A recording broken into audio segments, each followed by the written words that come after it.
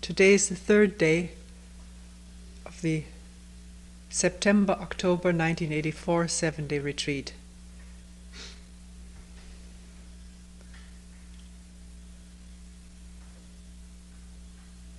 We will start out with a question that was put during a meeting, which I do not remember verbatim. And the important thing is not the verbatim question, but to discuss something that was brought up in this question, newly formulated. Person asks something like this: when there's suffering, does that occur by chance or through retribution?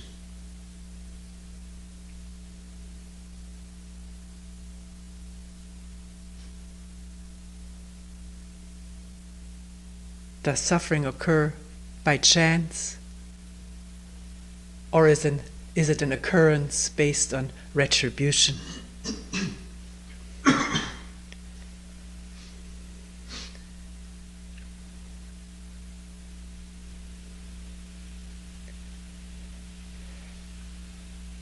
When one asks a question like this,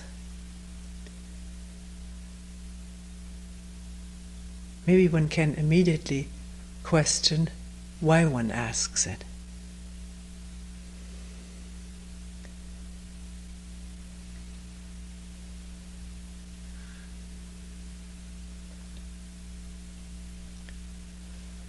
And of course, one must know to some degree what one means by the words chance and retribution.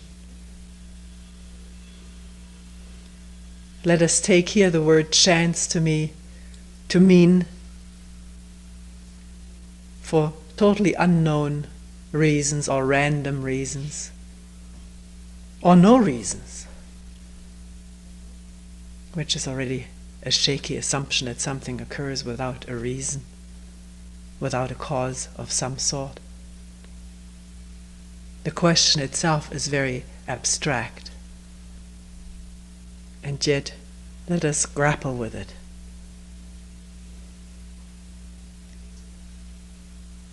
If I say that my suffering at this moment is due to chance,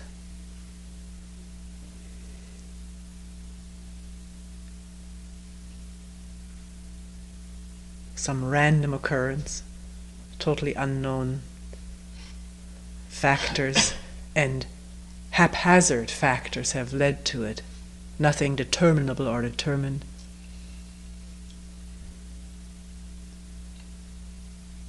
Doesn't this, putting it this way or assuming it has happened by chance, doesn't this sort of absolve me of responsibility for it?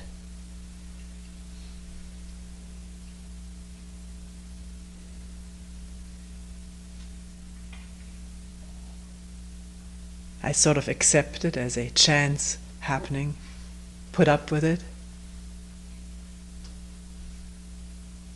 because I believe it is due to chance. I may also not blame others for it.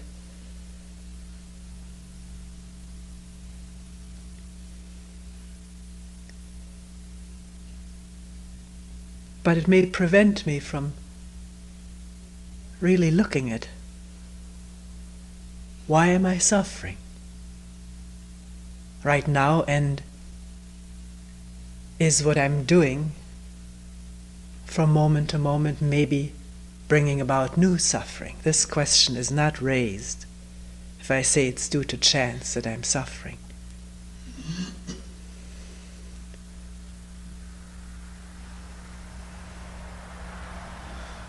If I say it's due to retribution, what do I mean by that? And where do I get that idea from? Because it is an idea that there's some impersonal retribution factor someplace that has caused my suffering. I've done something in the past, and due to some vaguely understood or not clearly thought about action of retribution, now I'm suffering for what I did before.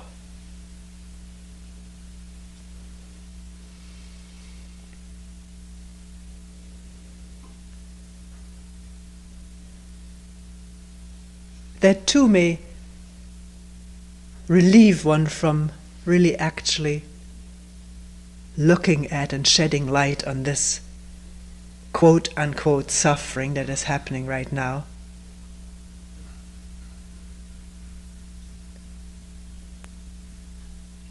Why do I suffer? Why do I feel myself as a sufferer?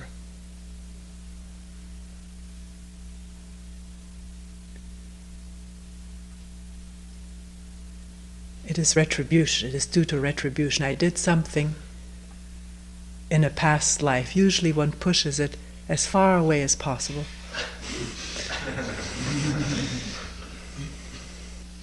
It's helpful.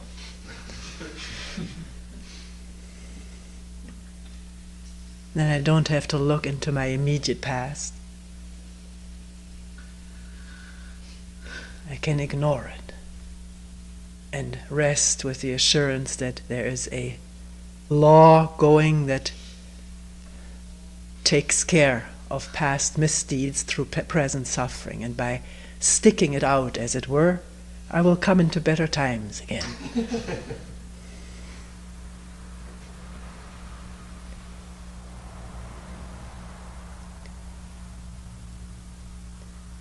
This retribution idea, I don't know whether there is any retribution in this sense in the Christian belief. In the Christian belief there is a God who metes out punishment, particularly at the last judgment, at the time of death. One is either assigned to hell or allowed into heaven.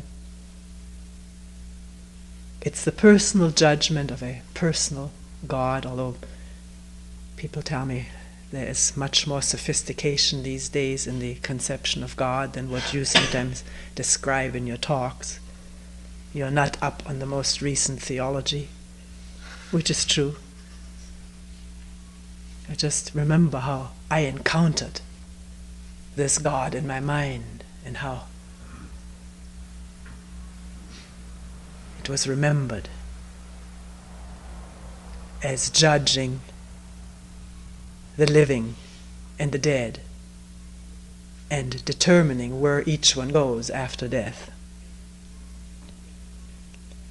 Retribution as a more impersonal process or law seems to be connected with the belief in karma, which has come from the East.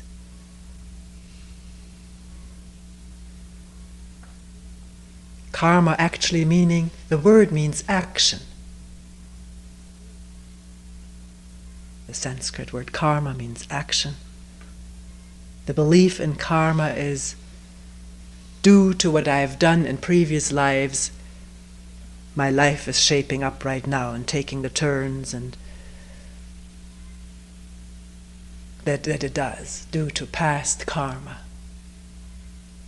It was amazing to me how quickly people who came in touch with this by becoming members of spiritual centers, how quickly this was picked up. It seemed to serve a real need.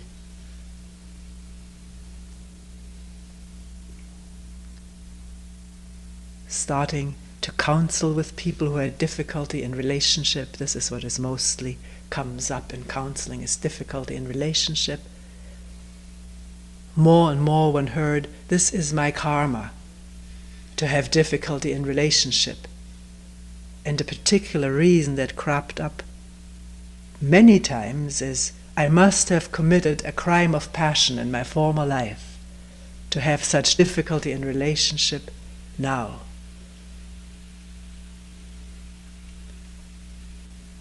And again, in putting it this way, there seemed to be a certain satisfaction with having an explanation for what is happening now, and a relief from needing to look at what may be very painful to look at in oneself, right now, not what one is told, usually by others, happened in one's past. One goes to a reader or somebody, a psychic. Maybe these people had gone to the same psychic because these same answers kept cropping up.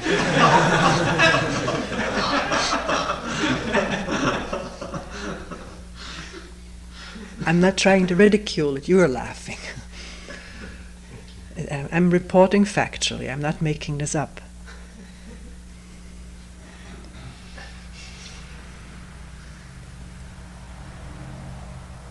Although it's quite ridiculous to go to somebody else to tell one what happened in one's past life.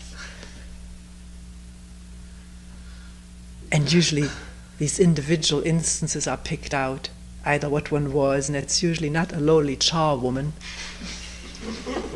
or a construction worker at a pyramid, but a pharaoh or a duke or a princess sometime. One was always somebody important, or had committed something that is of interest. All of which, away from watching and looking and probing into what is actually going on in the mind and in one's behavior right now, in one's relationship with another person or other persons.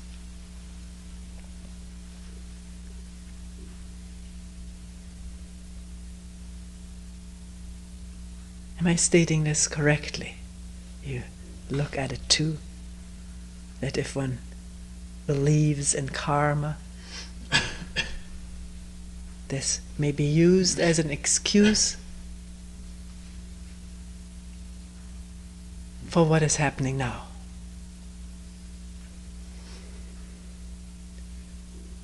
It's a law, it's impersonal, I can't do anything about it. I have personal karma and I also have collective karma.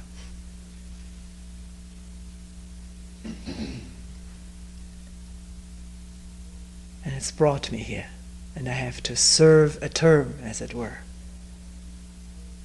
Serve out my bad karma. And then somehow or other, the teaching goes, I've heard it, and it's been uttered by wise teachers, masters, gurus, who must have known because they're so famous, or they come from India, or from Japan, or China, where people know those things or have learned them from their teachers. If he or she tells me that, it must be right. I don't have to think for myself.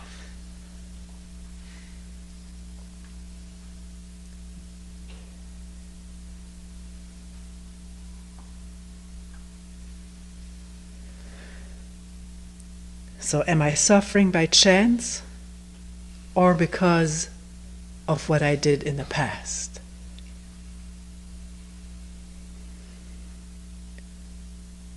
Not the far past, but the immediate past. For if we look for a moment at the more distant past, and the ever more distant past, lived by our parents and their parents and our grandparents and their grandparents,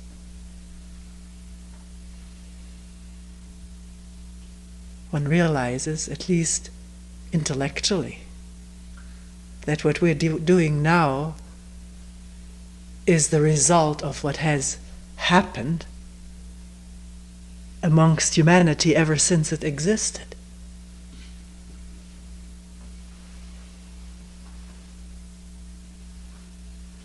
My present karma, if I were to use this word, is the action, the past action of all mankind.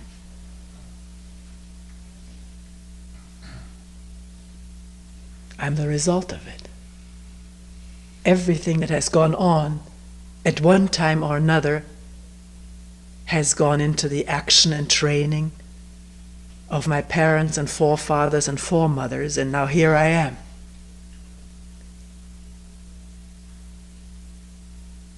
Where do I begin to expiate?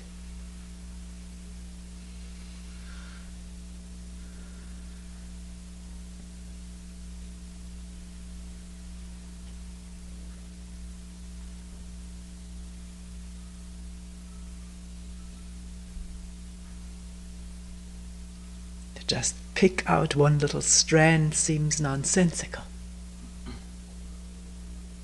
Even though it's a fact that if yesterday I offended somebody and that person is hurt, that person will do something back to me. Unless that person is so free of self-image and can drop the offense immediately and see that I was in a bad way in saying it. And no trace is left in that person that hankers for retaliation. If this kind of wiping the slate clear doesn't happen, we accumulate things and then retaliate in one way or another.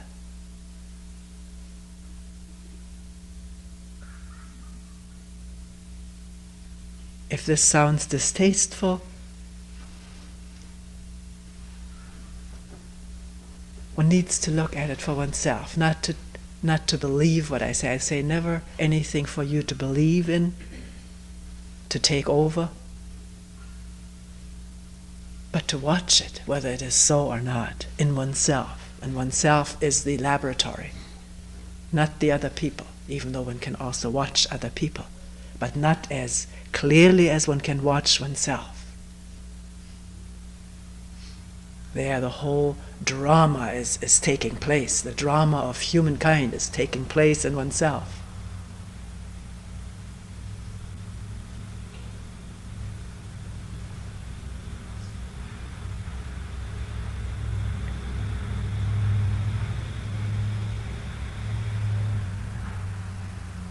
And if one observes how what one does today has consequences tomorrow or in a year or the next moment, then one does not need to believe in any law of cause and effect. It is right on the platter.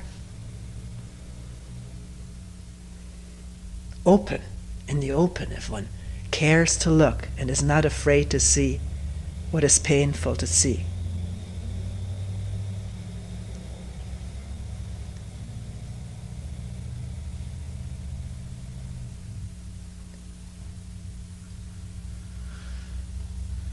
Of course, if right now an earthquake happened here for whatever reason, plates moving underneath, or I don't know, all these explanations, this building may shatter and we may all be dead. Is this because of something we did in the past? I don't think any one of us would worry about it or speculate about it. We'd be dead.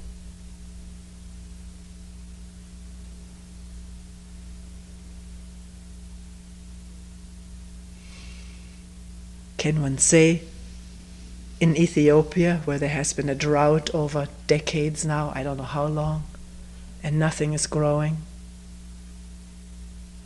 and the people are starving because the political regime is communist oriented, democratic nations don't give as much food because of also these political reasons? Does one say it is those people's karma for what they did in the past, that they starve now, that their children die because there's no milk in the mother's breasts?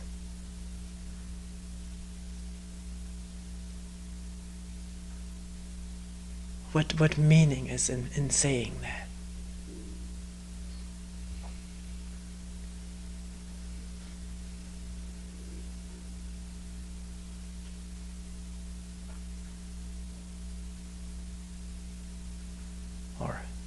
In India, where there's incredible poverty, such poverty I've heard that Many people have but one meager meal a day and work 365 days of the year, don't even know what a holiday is, living in hovels. Is that their karma because they have not lived and behaved well in their previous lives? If one said that, wouldn't it serve to make one feel a little bit easier about it? It's their fault. I don't have to feel responsible for it. And actually, so I've read in books written by whatever experts these were, whatever their training was, that the caste system in India has been used this way by the ruling class, by the ruling caste, to keep people in their places. This belief in karma is so strong, has been so strong in India for thousands of years.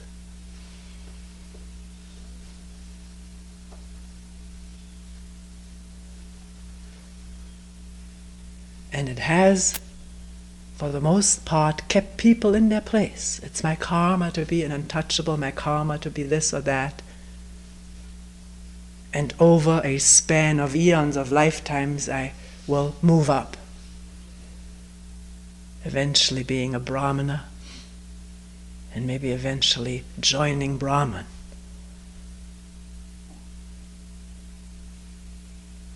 Which is universal oneness and a philosophical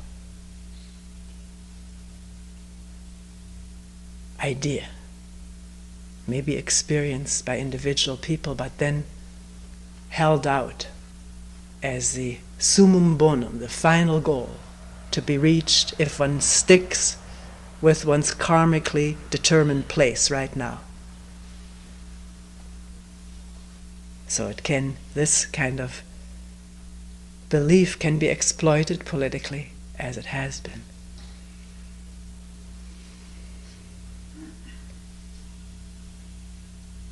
Does one get a feeling for the uselessness of such speculative systems? Useless for really looking at oneself.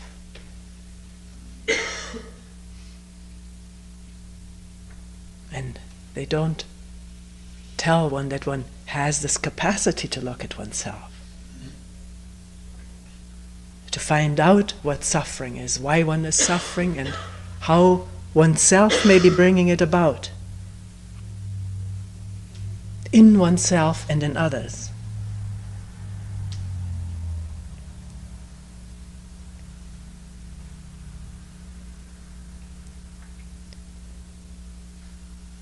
I think from observing oneself objectively, honestly,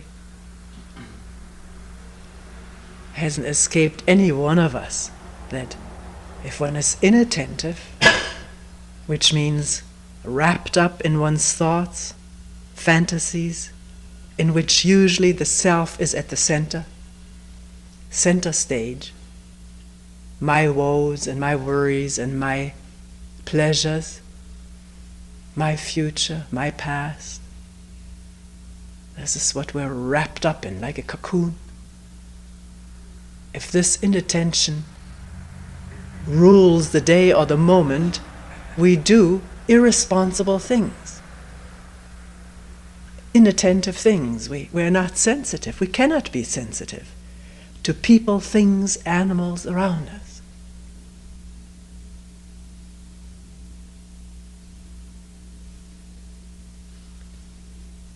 And this incredibly deeply seated, solid conviction that we are a separate individual, a separate self, which feels so real that one could argue about it day and night, that it is there, it is true, it is real.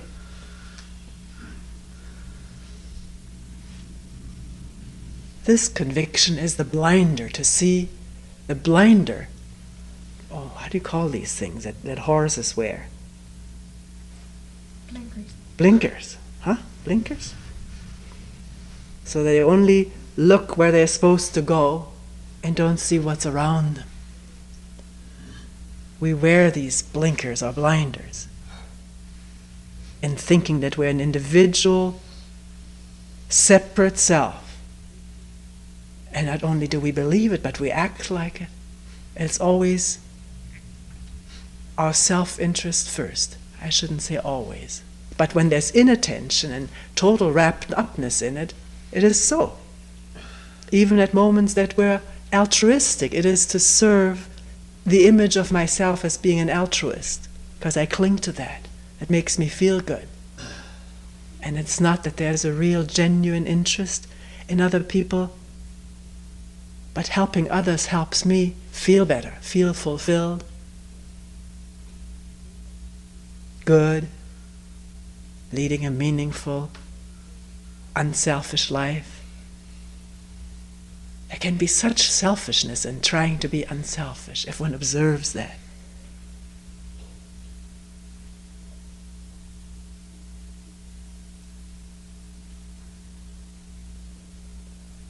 It is out of ignorance of who and what we really are, actually truly are, not separate individuals, not separate selves. It is out of ignorance of that fact that all the mess happens in the world and perpetuates itself. The mess of conflict, struggle, terrorism, war.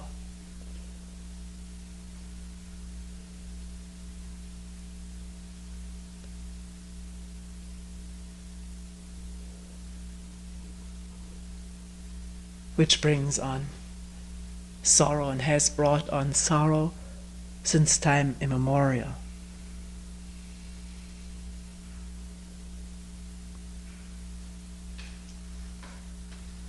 So if I'm suffering today, what am I suffering from? If it is a sickness, I've contracted it somehow. Even there, we find out more and more how mental states bring on sickness in the human body. And yet there are sicknesses which have nothing to do with mental states. They are contagious. If we would leave the physical out right now, I think one can deal much easier with physical pain than with mental pain. And yet if one is in constant physical pain, it has a definite effect upon the mind, and it takes a lot of attention and awareness not to fall into feeling oneself a victim, feeling resentful over one's fate, or blaming someone else. But leaving aside physical sickness right now, what do we suffer from most? So many sufferings, so much sorrow.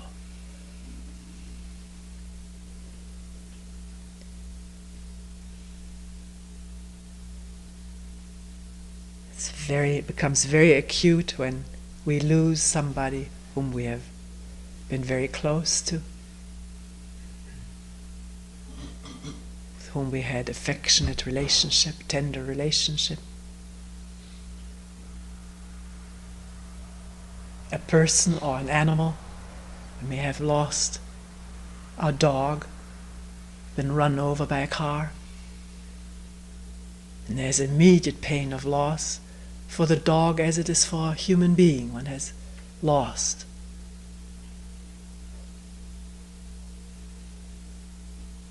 Can one look at that pain? Or does one just crawl into the role or into the cocoon of suffering?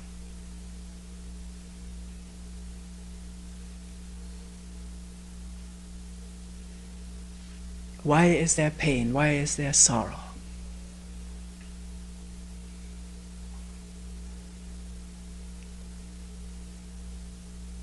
when maybe sorrow for the little animal was just a puppy, never even got to be a big dog. Or for the human being, maybe it was one's son or one's lover, young yet not ever yet fully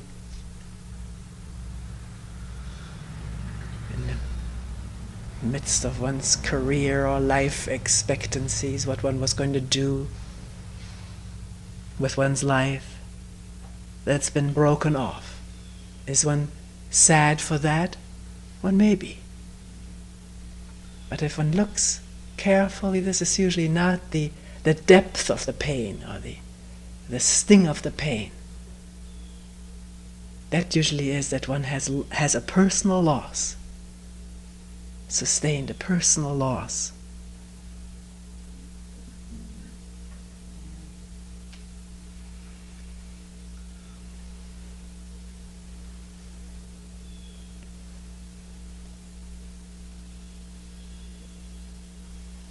And the pain comes up the moment one remembers that person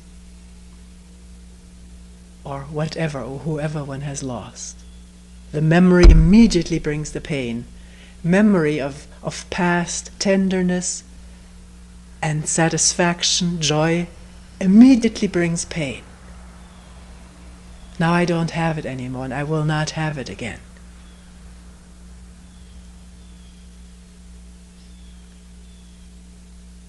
Even if the person may still be alive, memory of past joy can bring this sting of pain. The person isn't there, has left one, or is far away for whatever reason.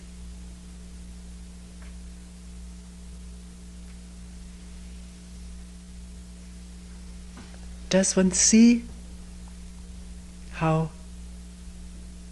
any remembered pleasure brings with it also the pain of not having it and the yearning to have it again?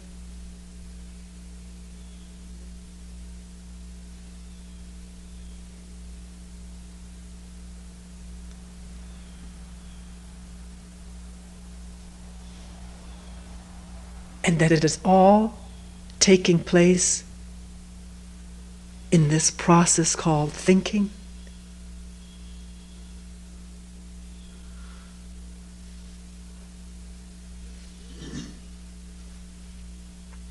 This pain one calls sorrow or suffering, and often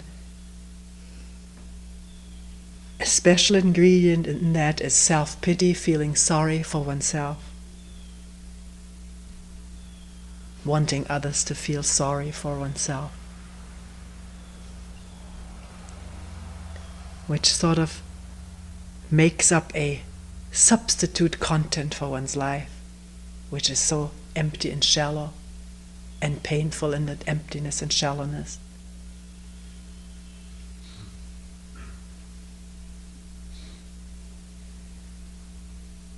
It is this pain of emptiness and shallowness which made one attached to someone or something in the first place.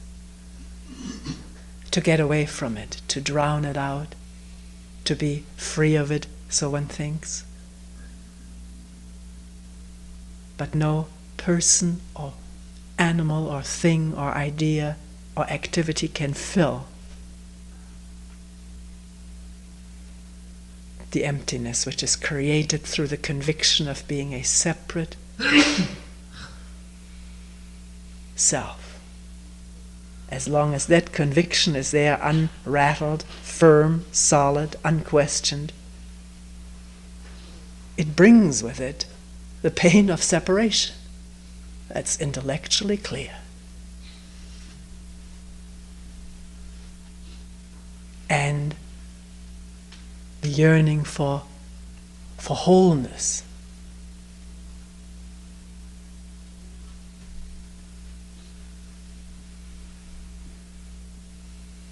Wholeness usually thought of or conceptualized as becoming whole through union with another person or with a religion, an ideology, some kind of a movement or profession to make one whole. But one can't make a part whole, that's impossible. A part remains a part and apart from what is intrinsically whole when there is no part.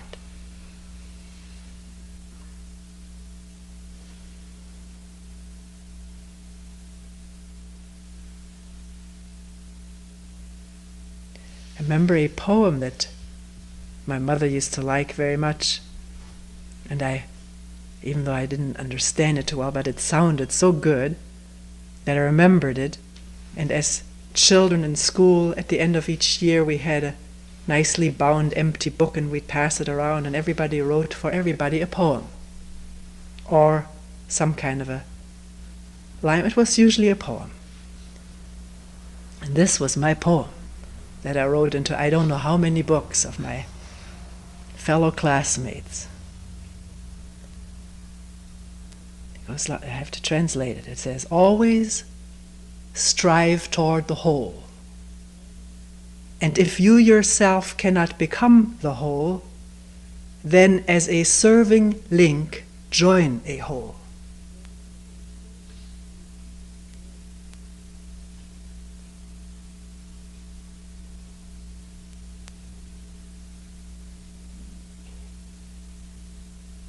That's an interesting poem, isn't it?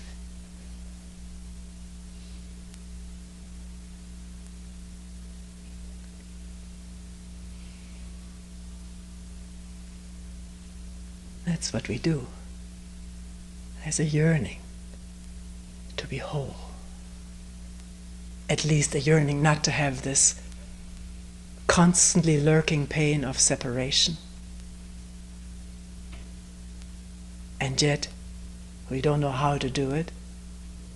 And yet, we may join something that seems to be whole or provide wholeness.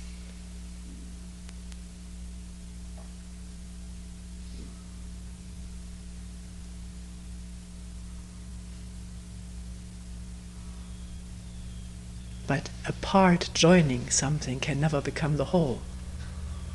Because what is joined is also only a part.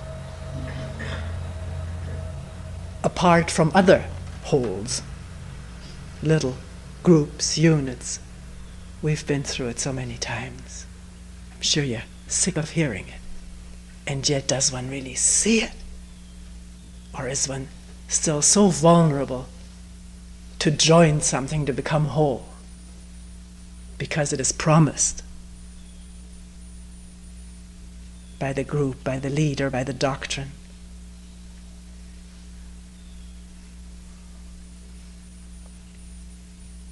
One can't even become whole. There's no becoming. There's only seeing the illusoriness of being a part, the falseness of it, being an image. Me. What is me? What am I?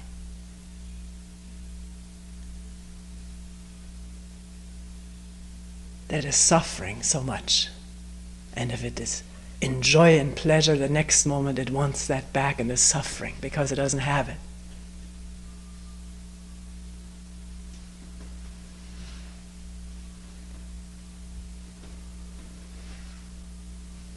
So we got far afield from the original question. Is suffering due to chance or to retribution?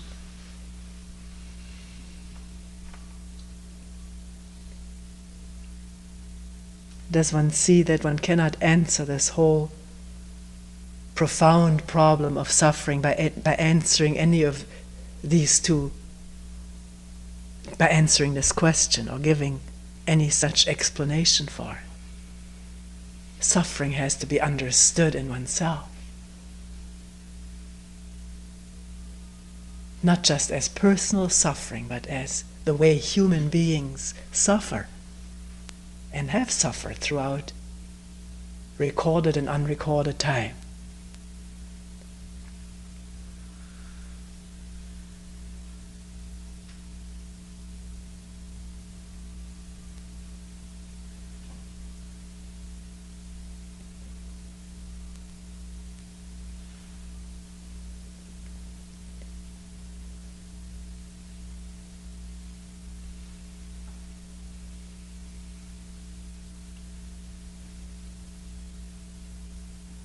Is it inevitable?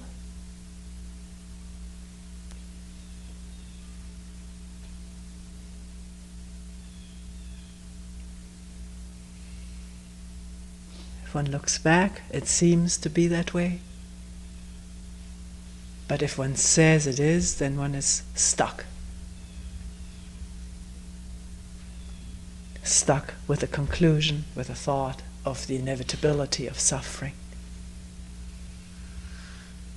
And to keep apart suffering and pain, pain is inevitable. If I fall down on my knee, there's a bruise and there's a pain.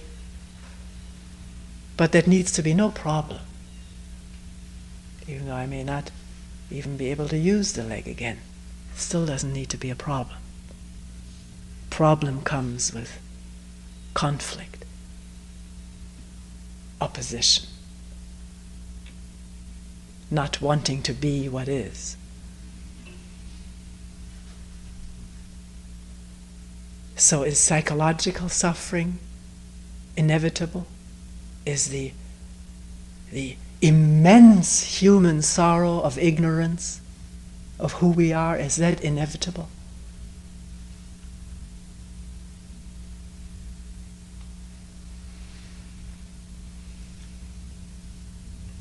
One cannot answer it for all of humanity. And yet, if suffering can end in one human being, by being revealed, aired, seen, and finished, done with, then it must be possible for all other human beings who need to find out, who are not just pursuing a comforting creed or belief, which may be comforting and also assuaging sorrow, but not ending it.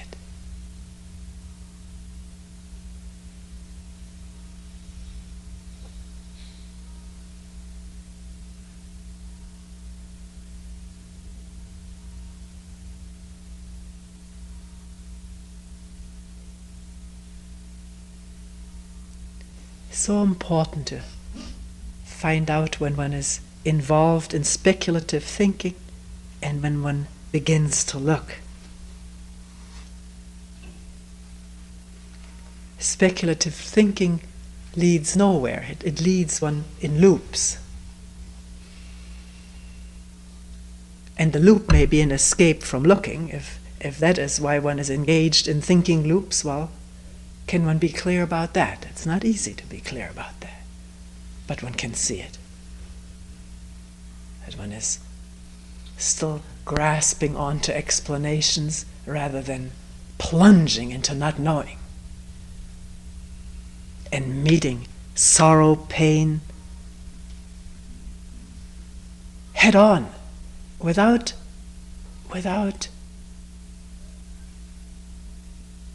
knowing whether it will end, what the result of this plunge will be.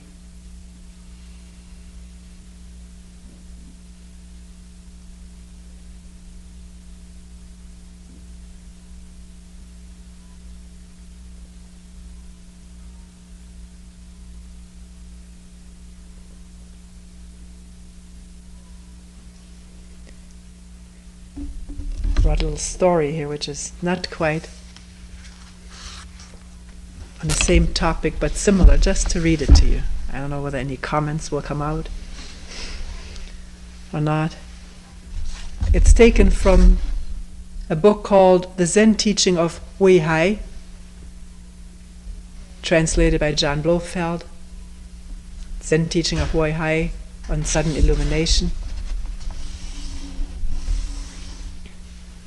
Wei Hai was the teacher of Wang Po.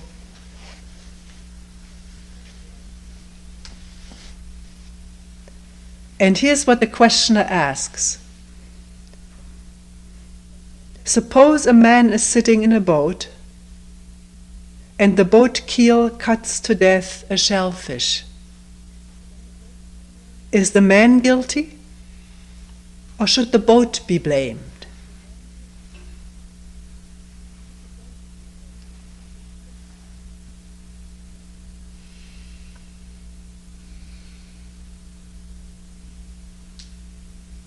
Which also is asking, who's going to bear the consequences of this, the karmic consequences of this act of killing? Is it the man's fault and he will suffer the karmic consequences? Or the boat? I don't know what karmic consequences a boat can suffer. But at least if the master will say it's the boat's fault, then the man is exonerated.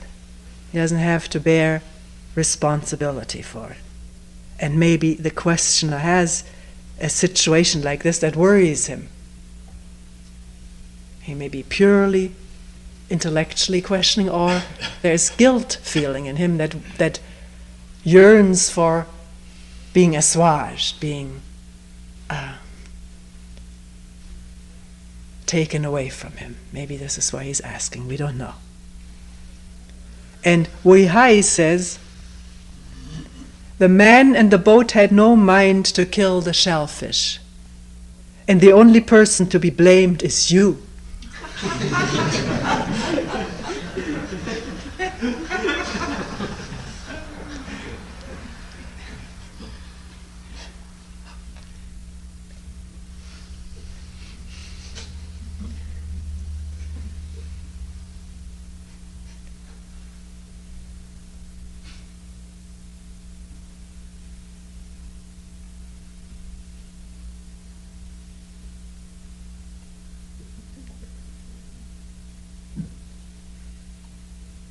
He does go on and says, when a tearing wind snaps off a branch which falls and kills somebody, there is no murderer and no murdered. In all the world, there is no place where living beings do not have to suffer.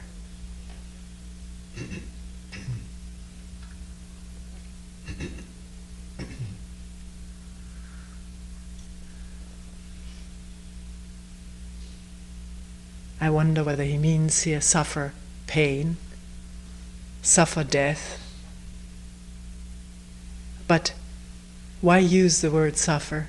The translator used it, we don't know the original Chinese.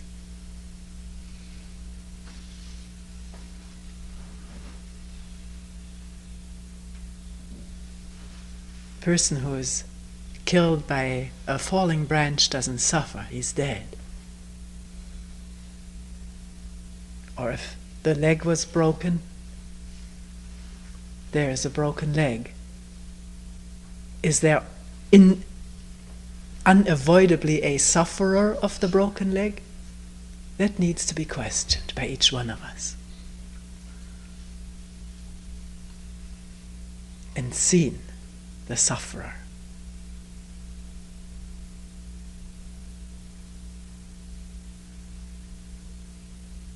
A person with a broken leg does not have to be a sufferer.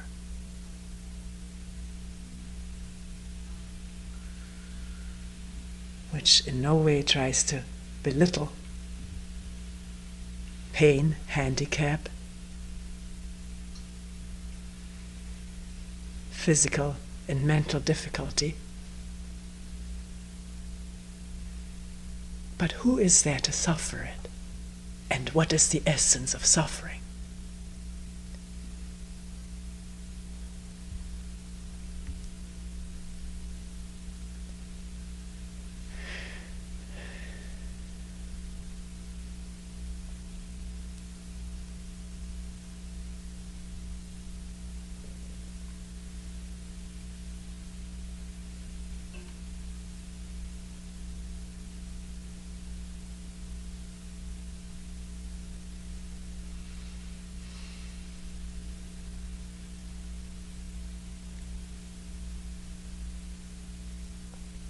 Maybe we'll talk a little bit more about this tomorrow in a different context. We'll see. But we'll end here for today.